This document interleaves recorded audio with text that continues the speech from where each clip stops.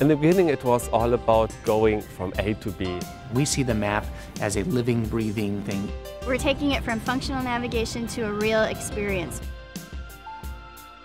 Complex POIs allow better navigation to POIs that are off the main road, but still need to be navigated to. For instance, the Eiffel Tower in Paris, where the actual Eiffel Tower is on a big square, and now it is represented by one point.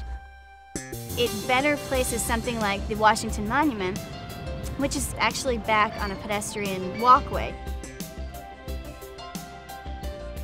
By adding some attributes like extended lane, we adding another layer to our centerline database, which gives the possibility to paint a picture of the road. It allows the customer to know what lane they need to be in and enhances the geometry to allow for a better visual. So then the end user knows which turn he needs to be in to get to his destination. We're just coming up to controlled access to my left there. The entry's just there on my left. The change that we made this year was to update the European secondary motorways to also note where controlled access occurred.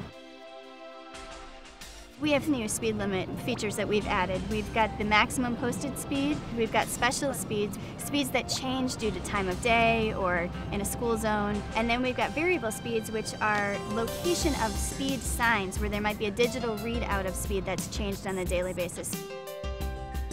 An attribute like greater city zones simply makes it easier to find your destination. A lot of people will say, I'm living in Munich, but actually they're living in an outer suburb. The system knows to search that entire area to find your destination. When we look at improving the visual experience, we looked at how do we improve the cartography. I think that we have several visual enhancements. An example is elevation contour lines. Elevation contours enhance the way that people recognize the landscape in which they are driving.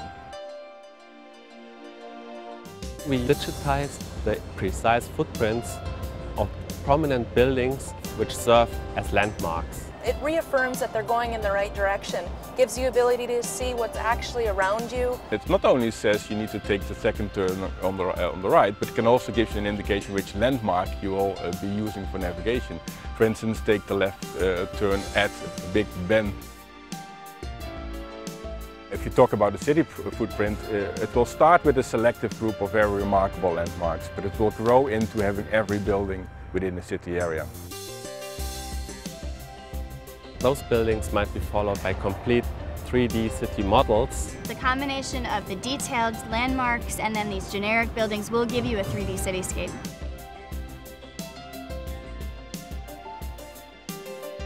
Navigation does not have to stop at the front door. The map can see around corners, it can see into buildings, it knows what stores are inside of a mall. It's way beyond the road itself. So our role is to bring all of this additional data to our customers so that they can then add their own unique look and feel and richness onto the maps and enhance the experience of their customers.